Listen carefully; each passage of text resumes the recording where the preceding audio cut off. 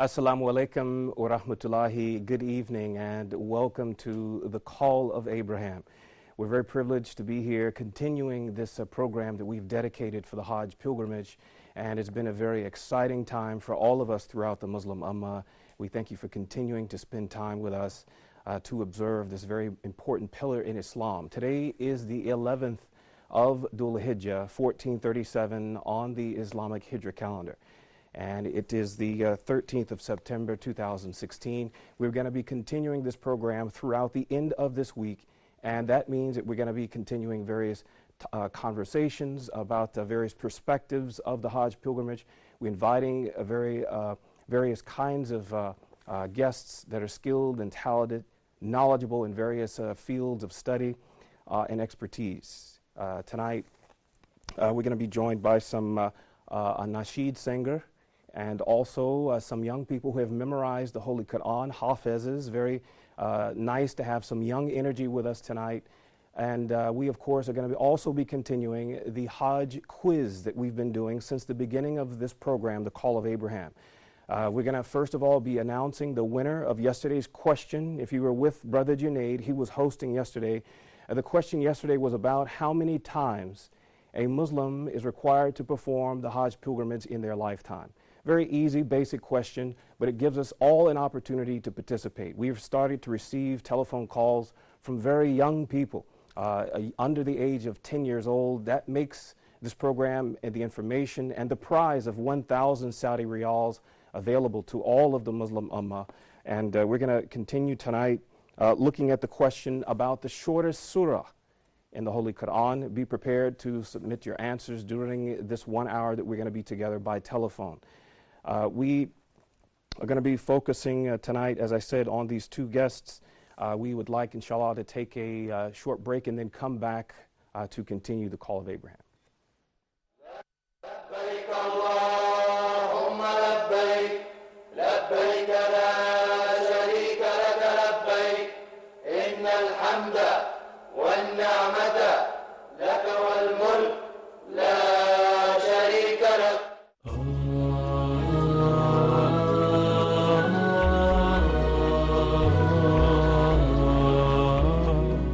Al-Jamarat. Since the stoning ritual is not found in the Quran, Muslims follow the rules outlined in the tradition of the Prophet, peace and blessings of Allah be upon him.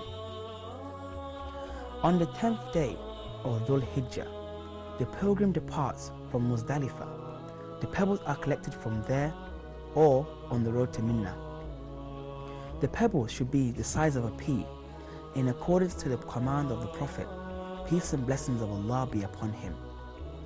The pilgrims are allowed to collect the pebbles at any place on the return from Muzdalifah, except in the valley of Muhaysir. In accordance to this command, pilgrims are not allowed to stop at the valley of Muhaysir. Additionally, and in accordance with Sunnah, only 7 pebbles are permitted to be collected on the 10th day. After arrival at Mina, on the 10th day, the pebbles are thrown. In following the Prophet ﷺ example, the pebbles should not be thrown before sunrise on the 10th day. The pilgrims throw 7 pebbles at Jamrat al-Aqaba. Although the pilgrims are refrained and warned by the authorities that many are seen throwing their sandals, shoes and other objects at Jamrat and cursing Satan. After that, the pilgrims observe the animal sacrifice, then the shortening of the hair, and finally the Tawaf al-Ifada, the final circumambulation of the Kaaba. The pilgrims return to Mina once again to resume the stoning, where they spend the nights of the 11th and 12th there. The stoning on the 11th and 12th and 13th days are done after the sun has passed the meridian according to Sunnah, and it is not permissible to stone before noon on these days. The stoning on the 11th, 12th and 13th days are done after the sun has passed the meridian. According to Sunnah, it is not permissible to stone before noon on these days. In following with what the Prophet is supposed to have done, the pilgrims are told to throw pebbles in a specific order. First they throw 7 pebbles at small jamrah, which is farthest from the Kaaba, then the 7 at the large Jamrah. Those that are in a hurry miss out on the 13th day. Thus, the stoning starts on the 10th day and ends on the 12th or 13th of the month. But if any pilgrim wishes to prolong his or her stay, which is advised in hadith, he or she can spend the night of the 13th in Mina and observe stoning that afternoon as well. Although some have the comfort of a car or bus, the majority travel the trips of Muzdalifah to Mina for stoning, back to Mecca for the circumambulation of the Kaaba, then back to Mina for the stoning on the 11th, 12th and days on foot. The stoning ritual is not a minor detail. It consumes 2 or 3 or even 4 days of the Hajj. It involves numerous travels and is the longest time consuming ritual of Hajj. لبيك اللهم لبيك لبيك لا شريك لك لبيك إن الحمد والنعمة لك والملك لا شريك لك الله أكبر الله أكبر الله أكبر لا إله إلا الله. Assalamu alaikum and welcome back to the Call of Abraham. We have a very exciting program for you this evening. Thank you for being with us. I'd like to go ahead and introduce, we have 3 guests this evening. Starting on my right side, we begin with Brother Harun Ali. Assalamu alaikum and welcome. Yeah, thank you very much for being with us. Yeah, it's a pleasure to have you. And also Brother Nuh Adam. Assalamu alaikum. Walaikum salam. Yeah, thank you very much for being with welcome. us. You're welcome. And also Brother Abdul Adam is with us. Thank you for continuing to be with us. Absolutely, it's my pleasure to be here. Great. So we look forward to some very interesting things tonight. Before we start our discussion with our guests this evening, we'd like to pull one of these eggs. People who correctly submitted questions to yesterday's question, which was, how many times in a Muslim's life are they required to perform the Hajj pilgrimage? And that, of course, is once, if we're able to financially and physically, etc. So I'll mix the eggs without looking and choose one of the names without looking. Okay, so today's winner for 1,000 Saudi riyals, that's about 265 US dollars, is in Nigeria, Sister Halima in Nigeria. So congratulations. Thank you for being a part of the Huda TV family. And the brothers, of course, are going to be in touch with you so that you get your 1,000 Saudi riyals. So let's continue with our guests. Let me start with brothers Harun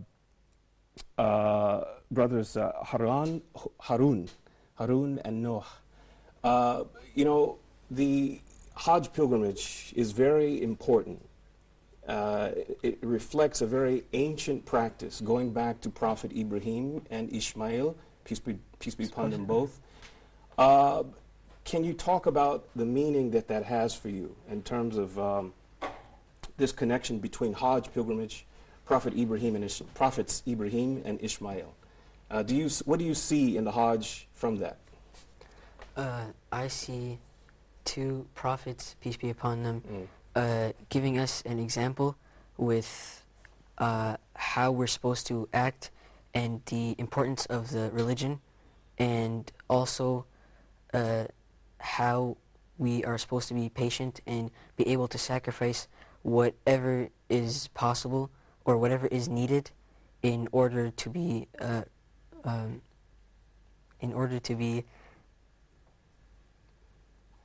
we could say successful in life, being close to Allah, submitting. It's a very important part of obedience and submission. Yes. Yeah, and you know, Brother Noah, it's amazing that he was so young, Ishmael. Yeah.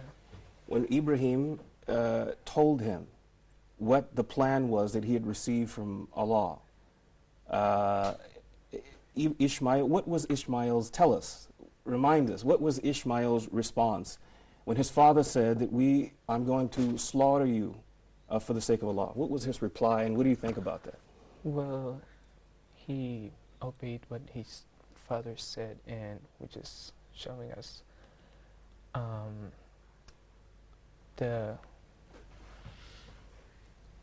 being basically trusting in God and obeying your parents.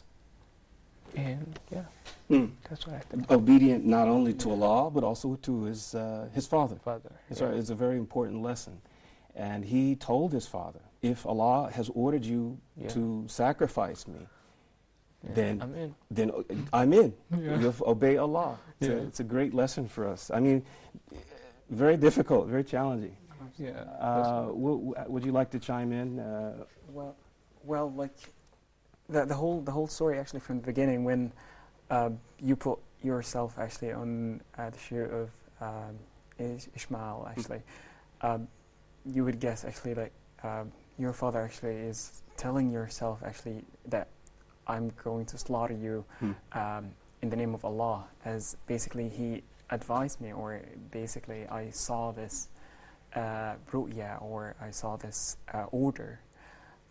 He didn't freak out. He actually made absolute calmness in the mood and in the situation. Actually, he told his father, "Ya abati fa'al ma tu'mar," which means actually like, do what you can see right, or do what you have been ordered to do, which actually gives us lots of lessons in here, in the sense of being obedient to the father and having a full trust, as my colleagues here and my brothers here mentioned, the obedience, and also the full trust in Allah's wisdom of having this action to them. Like this actually brings us to lots of stories that rely the importance of having a full trust in Allah, and that was actually one of the very simple situations where showed the importance of believing in fully in Allah and submitting all our wills to Allah, and then taking a further action upon that. Not just keeping it in our heads or hearts, not just giving lip service, but actually putting it into action. Precisely, yeah. And this was shown throughout his response to his father, actually. That made it absolutely clear. All right. Thank you, brothers, for opening up our conversation. Yeah. I want to remind you, the viewer, of today's question. The question for today: what is the shortest surah in the Holy Quran? That should be easy for most of us. If not, it's an opportunity for us to learn. If you can call in and give us the answer, we'll put you here, if your answer is correct, for tomorrow's drawing for 1,000 Saudi Riyal. We're ready now to move to our next report on the Jamarat. Today, the Hajjs threw the stones representing Shaitan. We're going to look at this, inshallah, and come back to continue with our guests.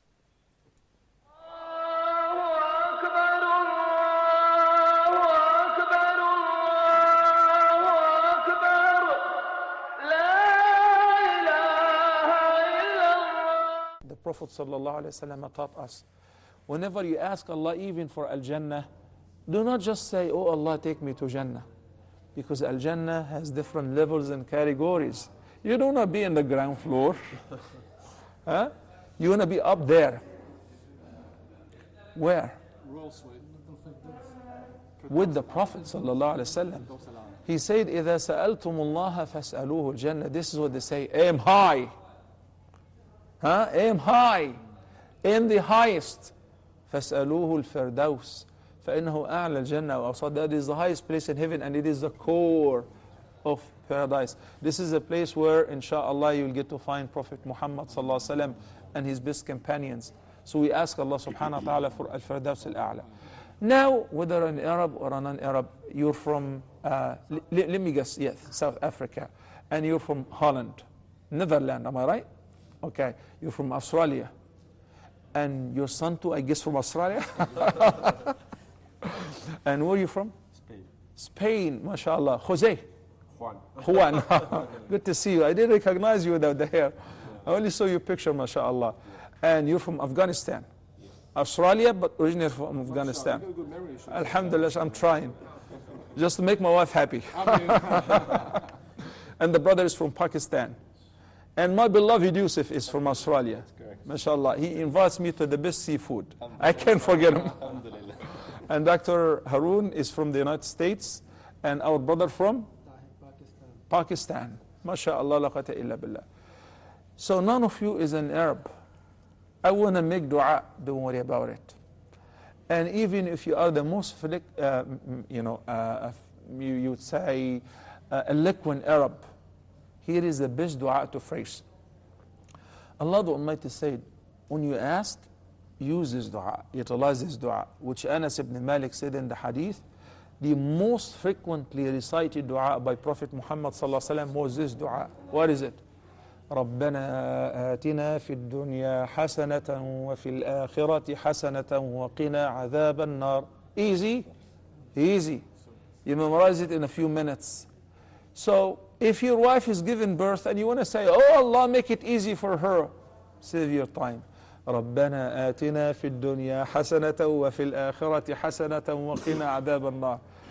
If you're stopped by the car for a traffic ticket, and you're asking Allah, you pleading that He will not give you a ticket. رَبَّنَا آتِنَا فِي الدُّنْيَا حَسَنَةً وَفِي الْآخِرَةِ حَسَنَةً وَقِنَا عَذَابَ النَّارِ.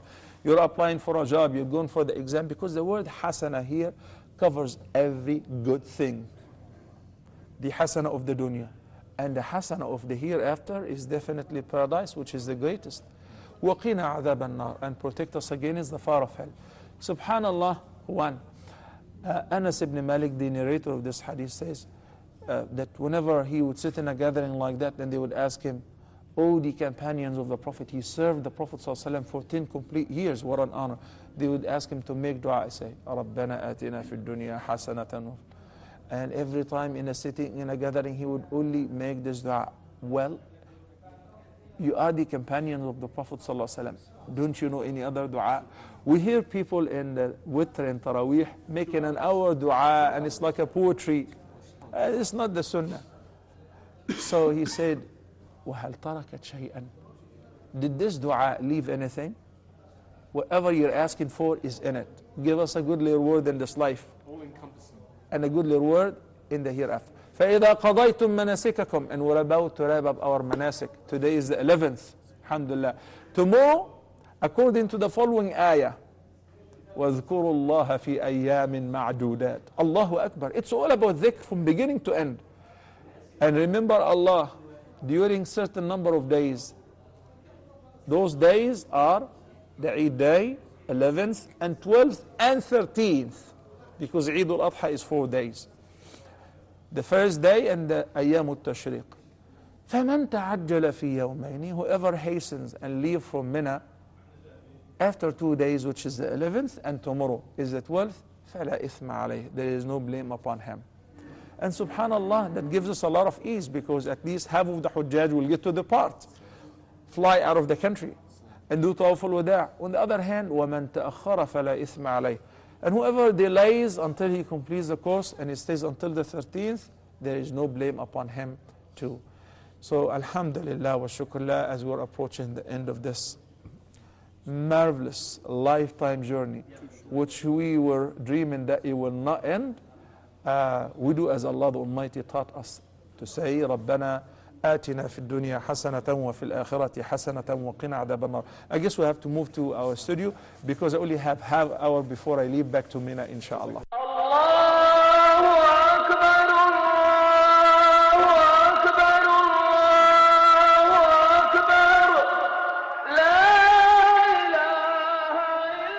Assalamu alaikum and welcome back. I'd like to apologize. We had saw the Jamarat report first after the introduction, and then Sheikh Salah just gave us another report. So just apologize for misordering the reports. I think we have some callers to answer today's question about the shortest surah. Is that correct? Do we have anyone on the line? Okay, Brother Shokri in Egypt. Sister Shokri in Egypt. Assalamu alaikum. Hello, welcome to. Assalamu alaikum. Yeah, welcome to the Call of Abraham. Thank you for calling in. Are you still with us? Yeah. Okay, did you get the question for today? answer is Surah Al-Kawthar. Surat Kawthar. Al-Kawthar. Okay. All right. Thank you very much. And your name is Shukri? Hello? Okay. All right. Well, thank you. We'll get your answer down and continue. Okay. We also have Abdurrahman in Egypt. Is that correct? Assalamu alaikum. Wa alaikum salam wa rahmatullahi wa barakatuh. Good evening and welcome to the Call of Abraham. Thank you. How are you? Well, thank you. We appreciate you joining us. Are you calling to give us the answer for today's question? Yeah, the answer would be Al-Kawthar. Al-Kawthar. All right. We hope your answer is right. We will check and see and let you know tomorrow, inshallah. Thank you so much, and assalamu alaikum. All right. So I'd like for you to just tell us a little more about yourselves. How long have you been in Egypt? Is this your home? And what are you doing right now? Are you in school? I'm in Arabic school right now. Mm-hmm. I'll be going into normal high school, inshallah. It's the beginning of next school year. And my name is Harun Ali. I'm 15. And as you know, I have been here for a year. And I've also been studying Quran here and looking forward to getting my ijazah in Quran. Mm-hmm. It's been working out good, alhamdulillah. And inshallah, I'll be planning to go into Al-Azhar University, inshallah. Inshallah. Inshallah. All right, we're going to talk more to you and Noah after we take another phone call. Our brother Salah in Sudan. Assalamu alaikum. Alaikum salam. Hello, Jay. How are you? Yeah, very well, thank you. Appreciate you being with us. Are you calling to give us the answer? Brother Salah? Yeah, the answer is Al-Kawthar, Surah Al-Kawthar. Al-Kawthar. Okay. All right. Thank you very much. And Eid, happy Eid to you and your family. Assalamu alaikum. Brilliant. Okay. So you're preparing, inshallah, to enter Azhar University right now, brother. You're studying the Arabic language. Yes. How is that going so far? It's been going good, alhamdulillah. It's a lot easier than I thought, alhamdulillah. But somehow at the same time, it's a lot harder than I thought. As far as right now, I'm in level 5, alhamdulillah, learning a lot. How many levels are there? There's 10. 10 levels. So you're halfway through. Well, actually, if you start from 1, there's 2 levels. They're called Muqaddimah and Tamhidi, getting you ready for level 1. Mm-hmm. So if you count those, I'm in about the 7th. Okay, yeah. We'll count them. They do count. Yeah. Yeah. And brother Noah, what about you? Are you also a student? Yeah, I just graduated from Azhar high school, and I'm waiting for the university. So. Yeah. So you've already completed these levels. Yeah, alhamdulillah. So you're a little more advanced. And which of you has memorized the Quran? Both of you. Well, he's better than me, I think so. You're being modest, I think. All right, we want to take another phone call. Gamil NKSA, assalamu alaikum. Hello and welcome to. Yeah, thank you very much for. Walaikum salam. Walaikum salam. Yeah, very nice to have you with us. Are you calling to answer? Yeah, it's Surah Kawthar is the shortest surah in Quran. Okay, all right. Thank you so much, and assalamu alaikum. Happy Eid Mubarak. Thank you. We have another call from Qatar. Zafar. Hello, assalamu alaikum. Yeah, thank you so much for calling in. Are you wanting to give us the answer for today's question? Inshallah, yeah, the answer is Surah Al-Kawthar. All right, that's the popular answer for tonight. We hope you're correct. We'll check the answers for tomorrow. Assalamu alaikum, and thank you so much. All right. So why do you differ? Why do you think why do you think that Harun is more advanced than you in the Quran? Well, Harun, he went to a competition, Quran competition. You did? Qatar, yeah. Where, in Egypt? In Qatar. In Qatar? Yeah. All right, so how did that go? Did you win? Well, I went twice, The first year I got 4th place, Mm-hmm. and I tried again and I got 3rd second time. Alhamdulillah. Wow, that's impressive. Yeah. Yeah. So So inshallah, we know that you will reach those levels as well. inshallah. Can you give us? Can you recite this Surah Al-Kawthar? Can you? Okay. You can. أعوذ بالله من الشيطان الرجيم بسم الله الرحمن الرحيم إنا أعطيناك الكوثر فصل لربك وانحر إن شانئك هو الأبتر صدق الله العظيم. Wow, that is short. Yeah. Well, that's a beautiful recitation. Thank you. Yeah, Allah has gifted you with a very beautiful voice. Alhamdulillah. Yeah, alhamdulillah. Would you like to give us one? Thank you. I don't All right. Okay, so Brother Abdul Adam, are these colleagues of yours? I wish I like. Okay, so Like I think he has a very beautiful voice, of course, and like winning this competition of Quran, I hope you could apply actually maybe again and again and getting the first award if possible. Yes, you are the one for it actually. yeah, he has many years ahead of him. Exactly. You have many years ahead of yourself. Yeah. So I'm sure that he will win many Absolutely, competitions. absolutely. Yeah, I'll I keep wish he trying. would. Now we have two gifted voices, beautiful voices. Did you know that Abdul Adam is a nasheed singer? No. Yeah. Are you gonna sing one for us tonight? Yeah, that would be all right. Is it okay now? Yes, no Okay. problem. I would actually like start off with Insha'Allah Nasheed. It Okay. is something very popular by Munshid Maher Zain. Yeah. And we can start now. Yes. Good. I wonder why you and me fight each other. Don't you see the similarities between us? Take a minute and see yourself in the mirror. You look like me, those eyes, lips you can deny. Have you thought about why you look the same? Why we feel the same? Don't tell me it's by chance. So you're my brother, you're my sister, we're one big family. Oh, you're my brother, you're my sister, just one big family. It doesn't matter if you live far away from me.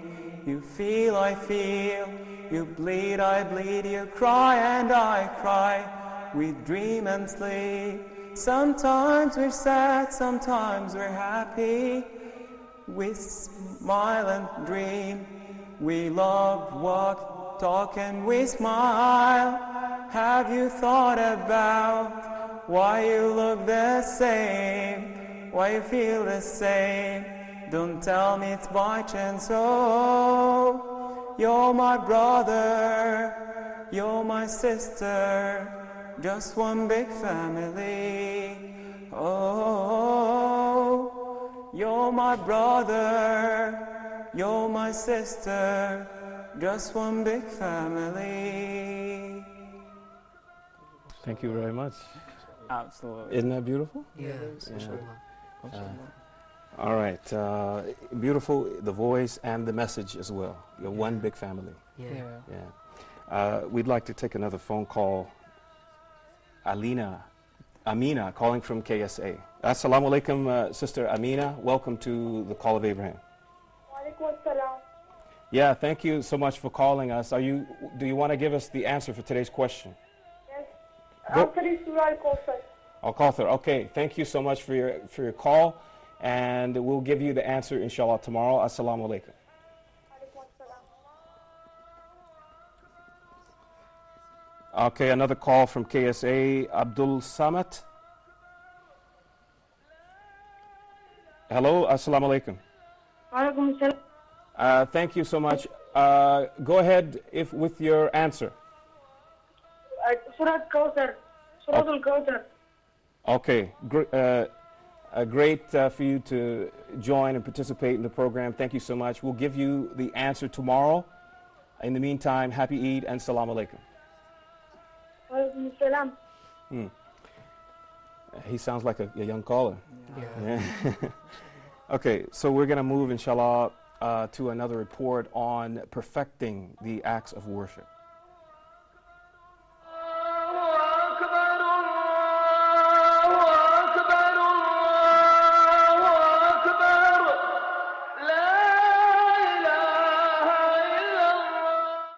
And ahsanu amala, this is a unique actually approach to the subject. Ahsanu amala, where the best of deeds, and the bestness of deeds here isn't related to the amount, the quantity wise of deeds, but rather the quality of the deed. In other words, if the deed is within attachment to the concept of the three let's say the heart, the mind, the tongue, all are combined in the dhikr of Allah, then the deed is more perfect than one is just uttering the remembrance of Allah Azza wa Jal by tongue, but is absent-hearted or absent-minded. Whereas if one is really conscious of Allah Azza wa Jal in that sense, it's more perfected and greater in the sight of Allah. And this is why two who are remembering Allah, the same remembers, the same dhikr, but one has a higher rank than the other. And this is only known to Allah. No one can boast about this. No one can state that they have this level or this rank. This is only known by Allah Azza wa Jal. And this is why it's a continuous, ongoing process for the believer to come closer to Allah Azza wa Jal. And it's only clearer in the concept of salah, I believe, because it's a repetitive act of worship. And this is where Allah Azza wa Jal tells us the purpose of salah. If we find in the Quran guidance to clarify what the theme of a specific ibadah is, and the theme of this specific ibadah as being salat is the remembrance of Allah. We know that Allah tells us in the Quran, إِنَّ الصَّلَاةَ تَنْهَى عَنِ الْفَحْشَاءِ وَالْمُنْكَرِ. Indeed, prayer does deter you away from the wrongdoings and matters that are faulty. But what is the greater purpose of salah? وَلَذِكْرُ اللَّهِ أَكْبَرُ. And indeed, the purpose of salah is to remember Allah. The purpose of salah is to bring the heart into a state of stillness, comfort, with the attachment to Allah Azza wa Jal directly.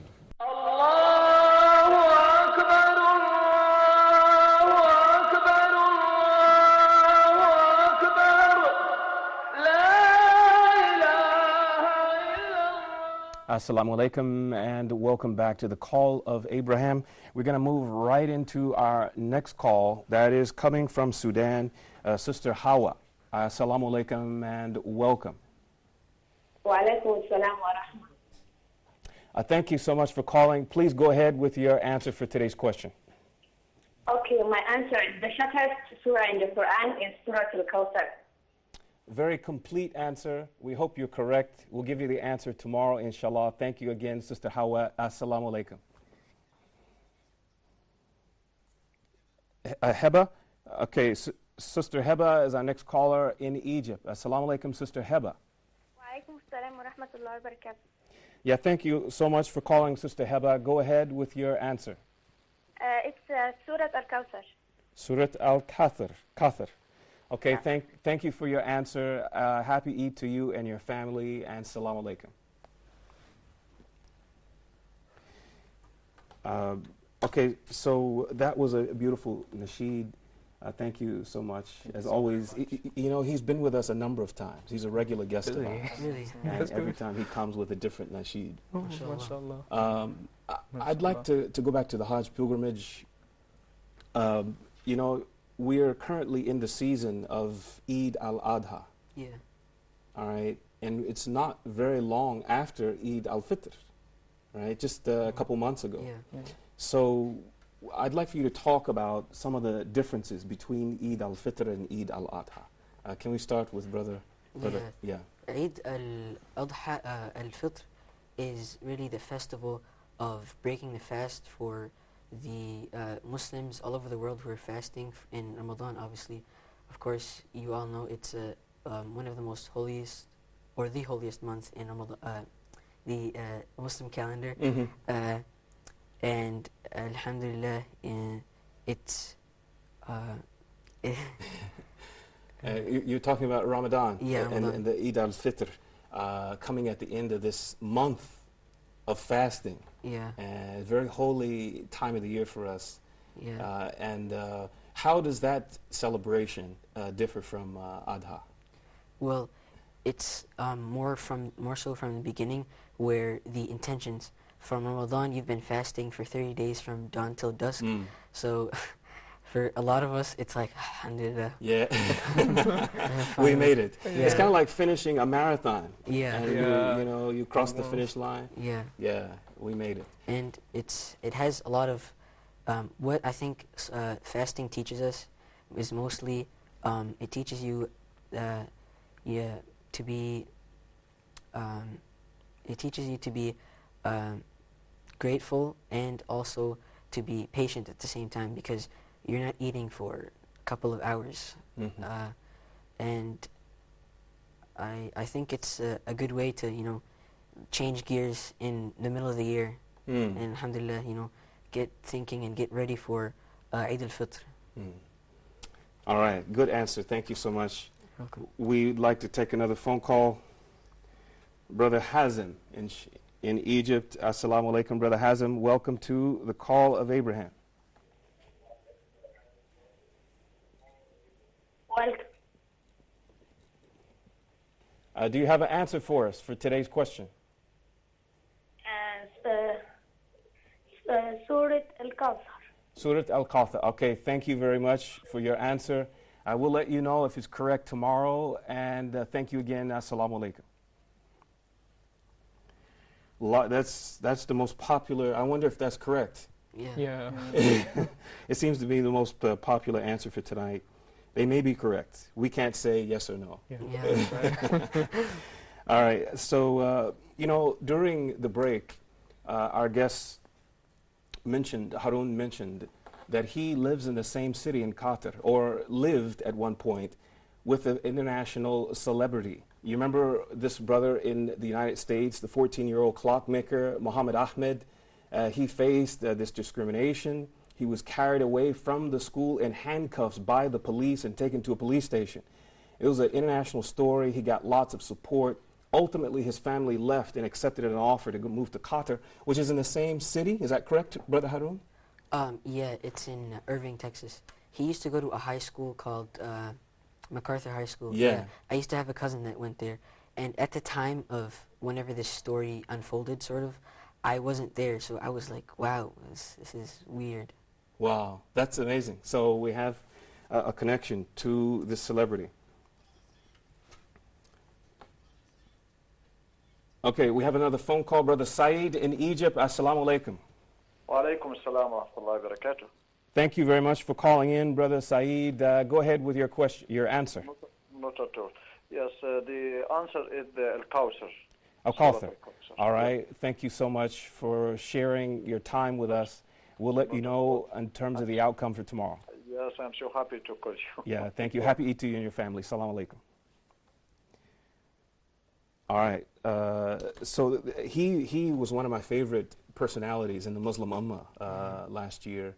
He accepted a scholarship. So your cousin was attending the school in Irving, where Muhammad Ahmed attended. But is there a connection in Qatar between him and you? No, I left a while before he moved there. But he went to the place where you left from? Yeah. Okay, got it. That's the connection. Yeah. All right. All right, so we're looking at comparing the differences, Brother Abdul Adam, between Eid al-Fitr and Eid al-Adha. What would you like to say about that? Well, I would like to say basically that these are like gifted celebrations actually that Allah provided us with, and Allah actually ordered us to celebrate it, in which actually it would be, each of them actually has their own reasoning actually. So for instance, the Eid al-Fitr or the al-Fitr feast, during it actually we celebrate, as my brother Harun of course confirmed, that we celebrate actually at the breaking of the fasting during Ramadan, and after a long month of course of fasting, which teaches us lots of beneficial things actually that we could keep on and keep up during the whole year. This is actually one thing about Eid al-Fitr. The other Eid actually and Al-Adha Eid actually also celebrate another thing, which is in history actually mentioned regularly, the sacrifice for actually between actually Abraham and Prophet Abraham and Ismail. Both of them actually, it includes and it has an absolute reflective, beneficial ideas and of how actually we are supposed to be remembering and to be educated about these events actually, and what to learn from this particular. What happened in ancient Islamic history with the founding of all these rituals that we're doing in Hajj. Yes, precisely. And also adding to that actually the celebration of the pilgrimage actually, in which also add up to the value of the celebration itself. Celebrating people actually seeking all the forgiveness from Allah, and taking all the way to Mecca to seek Allah's forgiveness and Allah's mercy. It has a different purpose, the two. That's the thing that I'm hearing. Brother Noah, we'll get to you in just a second. We want to take a call from Nigeria. Sister Zainab is calling from the West African country of Nigeria. Assalamu alaikum, Sister Zainab. Oh, I think we may have lost the sister. We hope, inshallah, she calls back. In the meantime, Brother Atik is calling from KSA. Atik. Assalamu alaikum. Wa alaikum salam. Thank you so much for being with us. Go ahead with your answer. Surah Kauthar. Surah Kauthar. Okay. All right. Thank you so much, brother, for calling in. We'll let you know tomorrow about the outcome. Assalamu alaikum. Okay. So, what kinds of things, brother Noah, have you been doing in this Eid? We started yesterday with Eid al-Adha. Yeah. What kinds of things have you been doing since yesterday? Well, we prayed actually, and we... Yesterday morning? Yeah. Okay. Yeah. And we visited some relatives, and we went out, me and him, together. And yeah, that's what we did. And yeah, today we're here too. So. Did you witness any slaughtering of sacrificing of animals? Yeah. You did? Actually, yeah. Which kind of animals? We saw cows and goats and a couple other animals. I think those were the most. Did they follow the practice? You know, it's a very merciful practice. You know, to your understanding, did they follow all the steps they're supposed to? Saying Bismillah in the name of Allah, and if there are other animals around, not doing it where they can see it.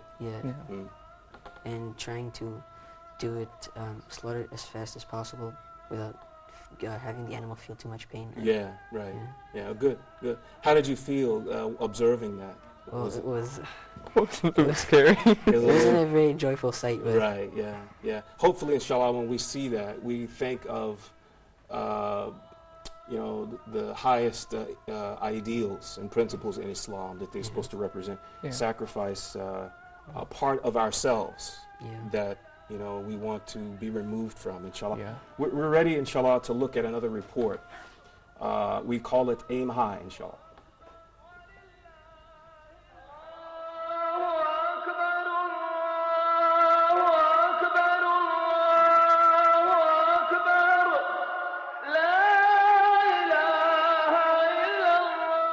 Prophet sallallahu alaihi wasallam said, إِنَّمَا الدُّنْيَا لِأَرْبَعَةِ نَفَرٍ.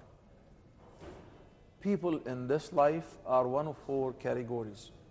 The first category is people whom Allah blessed with wealth and the religious knowledge. So he understands that this wealth, this great wealth, is a gift from Allah, and it's a test meanwhile. So he recognizes that Allah has right in this wealth. His relatives have right in this wealth. The poor have rights in this wealth. So he dispenses his wealth in a way that pleases Allah, and he gives everyone his or their due rights. The Prophet ﷺ said, فَهُوَ بِأَفْضَلِ الْمَنَازِلِ. This person is the best of all. He's given wealth. He's a multi-millionaire. But he understands through the religious knowledge that Allah bestowed upon him that he has certain duties to be fulfilled with regards to his wealth. And he's fulfilling these duties. So he's the best. And the second in order is a man who's not given that much wealth. He's poor. But he's given, Jazakallah khairan, Brother Yusuf. He's given the religious knowledge. So, he says, I wish I was as rich as so and so. Why? I would have done like him or even more. The Prophet ﷺ said, فَهُمَا فِي الْأَجْرِ سَوَاء.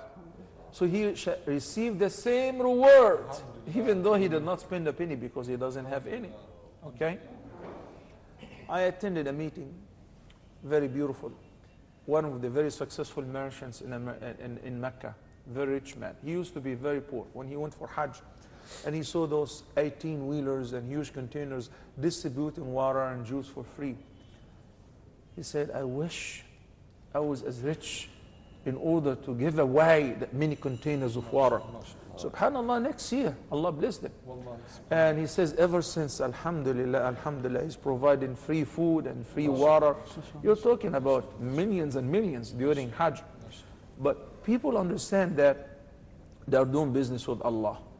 Whatever they spend will be replaced, not with the same amount, much, much greater than what they have spent, in addition to the reward that Allah the Almighty is saving for them. So this is the second, a person who doesn't have, but because of his good intention, he gets a reward similar to one who has and he gives.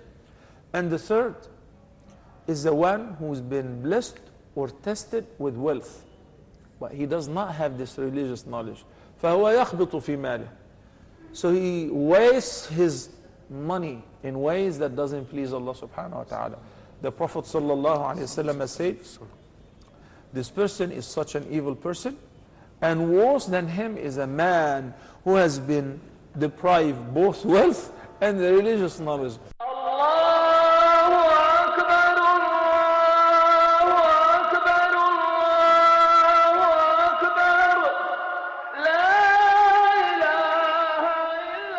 Assalamu alaikum and welcome back. We'd like to take a telephone call from Egypt. Sister Minna, assalamu alaikum. Thank you so much for being with us. Go ahead with your answer. All right. Thank you, Sister Minna, for taking the time to be with us. Tune in tomorrow for the answer. Assalamu alaikum. Okay, one other call from Nigeria. Sister Miriam. Hello, assalamu alaikum. Sister Miriam. Sister Miriam? Hello? Yes, go ahead, Sister Miriam. Assalamu alaikum, welcome. Sister Miriam in Nigeria. Yes, sir. Yes, go ahead, please, with your answer. Sir, I don't know the question. Okay, the question is, which surah in the Holy Quran is the shortest? Surah al-Kawthar. All right. Thank you for your answer. We'll give you the. Okay. We'll give you tomorrow. Okay. Salam alaikum. Okay. Thank you, sir. Thank you. Afwan. All right. We don't have much time. About 5 minutes left. So we want to make sure and get in another surah from Brother Harun, and then if we can get in another nasheed. Okay. Go ahead, Brother Harun. Okay. Which is this surah Al-Ahzab? Okay. أعوذ بالله من الشيطان الرجيم ما كان على النبي من حرج فيما فرض الله له سنة الله في الذين خلوا من قبل وكان أمر الله قدرا مقدورا الذين يبلغون رسالات الله ويخشونه ولا يخشون أحدا إلا الله وكفى بالله حسيبا ما كان محمد أبا أحد من رجالكم ولكن رسول الله وخاتم النبيين وكان الله بكل شيء عليما يا أيها الذين آمنوا اذكروا الله ذكرا كثيرا وسبحوه بكرة وأصيلا هو الذي يصلي عليكم وملائكته ليخرجكم من الظلمات إلى النور وكان بالمؤمنين رحيما تحيتهم يوم يلقونه سلام وأعد لهم أجرا كريما يا أيها النبي إنا أرسلناك شاهدا ومبشرا ونذيرا وداعيا إلى الله بإذنه وسراجا منيرا وبشر المؤمنين بأن لهم من الله فضلا كبيرا ولا تطع الكافرين والمنافقين ودع أذاهم وتوكل على الله وكان بالمؤمنين رحيما صدق الله العظيم. All right. Wakila. Okay. All right. Well, thank you so much, Brother Harun. Very beautiful recitation. May Allah subhanahu wa ta'ala bless you. We would like very quickly to end today's episode of The Call of Abraham with a nasheed from Brother Abdul Adam. Absolutely. Please go ahead. Absolutely. Every time you feel like you cannot go on, you feel so lost and that you're so alone. All you see is night and darkness all around. You feel so helpless, you can't see which way to go. Don't despair and never lose hope, 'cause Allah is always by your side. Insha'Allah, Insha'Allah, Insha'Allah, we'll find the way. Insha'Allah, Insha'Allah, Insha'Allah, you'll find the way. Great. Absolutely, that was short. Very nice. Inshallah, we'll find a way. Thank you so much. Brothers, we've run out of time for today. It's been great having you with us. And we pray that Allah subhanahu wa ta'ala keep you, bless you, and may you be successful in your lives in this world and the hereafter. All right, so we'll close the program for today. We're very appreciative for all the participation that we've had from throughout the Muslim Ummah. We're very sorry that we lost Sister Zainab in Nigeria, but we'll be providing the answers for today's question tomorrow in tomorrow's program. And to remind you again, we're going to be continuing the Call of Abraham tomorrow, that's Wednesday, and also Thursday, and that will be the conclusion, inshallah, for the program. Thank you so much. Assalamu alaikum wa rahmatullahi wa barakatuh.